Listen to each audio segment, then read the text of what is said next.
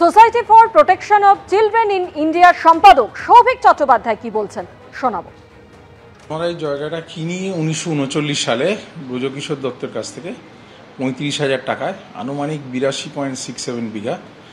এই জমিটাতে আমাদের actually boys hostel ছিল আগে, তারপরে দীর্ঘদিন আগে বিভিন্ন কারণে বন্ধ হয়ে যায় বয়েজ হোস্টেল এবং তারপর থেকে জমিটা বেদখলি হয়ে পড়েছিল। আমরা এখন সেখানে কিছু সমাজ কল্যাণমূলক কাজের পরিকল্পনা করি এবং তার প্রাথমিক যে কোনো প্রকল্পের প্রাথমিক যেটা যে জমিখানে কতটুকুনি বেদখল হয়ে আছে, জমির নেচার কি, তার একটা সার্ভে করা এবং সব থেকে বড় কথা জমির বাউন্ডারি ওয়াল দেওয়া। এই কাজগুলো যখন শুরু করি আমরা, তখনই কিছু বিভ্রান্তমূলক তথ্য দেয়া হয় গণমাধ্যমে যে আমরা এখানে বেচে দিয়েছি। এটাই হচ্ছে সূত্র। মুখ্যমন্ত্রীর নির্দেশ, পুর প্রধানকে পদত্যাগ করতে বললেন পুরমন্ত্রী। পানিহাটি পুরসভার চেয়ারম্যানকে ইস্তফার নির্দেশ। মুখ্যমন্ত্রী চান পদ ছাড়ুন, ফোন করে বলেছেন ফিরহাদ হাকিম।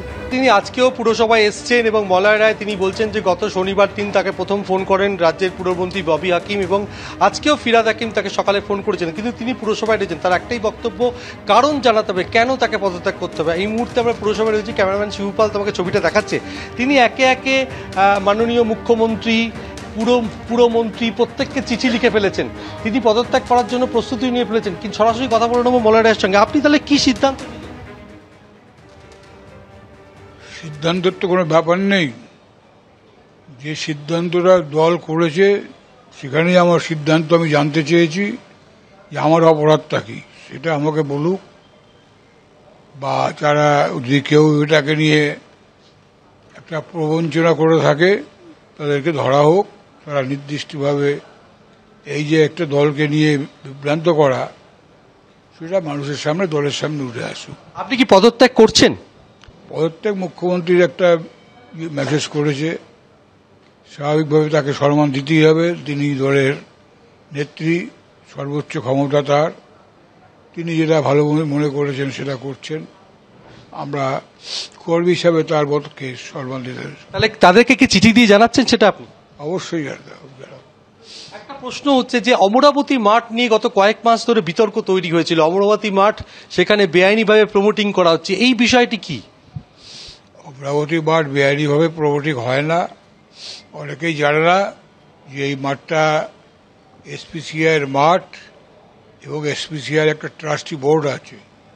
ট্রাস্টি বোর্ডের জায়গা কেউ বেচতে পারে না, এটা অনেকের জানা নেই। যারা এটা নিয়ে রাজনীতি করলেন তারা আগে জেনে নিক, ট্রাস্টি বোর্ডের জায়গা বিক্রি হয় না, হয় লিজ দিতে হয়, নতুবা কোনো মূল্যায়নে তাকে জায়গা এমনি ছেড়ে দিতে হয়। আপনি কি চক্রান্তের শিকার হয়েছে? চক্রান্তের শিকার তো বলাই যেতে পারে। কেন এটা হলো, কি জন্য হলো? যে মাঠের একটা ঘাস দুব্বা বিক্রি হলো না, সেই মাঠ বিক্রি নিয়ে, প্রমোটিং নিয়ে এত প্রশ্ন যখন এসছে, স্বাভাবিক চক্রান্তের শিকার বলতে হবে। আরো একটা অভিযোগ উঠেছে যে পুরসভার 125 বছর উদযাপন উপলক্ষে কুপন ছাপানো হয়েছে, এই বিষয়টা কি? 125 বছর তো এখনকার কর্মচারীরা বা আমরা কেউ দেখতে পারবো না। একটা সুযোগ আমরা পেয়েছিলাম 125 বছরের, যার মধ্যে দিয়ে আমরা স্টাফরা, কর্মচারীরা এবং পানিহাটি মানুষকে নিয়ে আমরা একটা আনন্দ উৎসব করব। কিন্তু দুর্ভাগ্য, তার জন্য আমাদের কিছু অর্থের প্রয়োজন। আমরা কুপন ছাপিয়েছি, কন্ট্রাক্ট ফর্ম ছাপিয়েছি, 8খানা মাত্র কুপন আমরা ছেড়েছি বাজারে। সেই কুপন নিয়ে নোংরামো হয়ে গেল। কি নোংরামো হয়েছে? যে কুপনটাকে টেম্পার করিয়ে দেখানো হলো যে টাকা তোলা হচ্ছে, এই করা হচ্ছে। কত টাকা তোলা হচ্ছে? 1000 টাকা, 500 টাকা, কত টাকা উঠবে? সেখানে কি কোনো টাকার পরিমাণ লেখা ছিল? না, যে টাকা উঠছে সেটা দেখা থাকতে পারে, কিন্তু টাকার সেই এমন কোনো বড় অ্যামাউন্ট না যেটা নিয়ে চিন্তা করতে হবে। মূলত এই দুটো বিষয়কে সামনে এনে আপনাকে পদত্যাগ করতে বলা হলো, কেন বলা হলো? আমার দুর্ভাগ্য, আমি চেয়ারম্যান থাকাকালীন 125 বছর পালন করতে পারলাম না।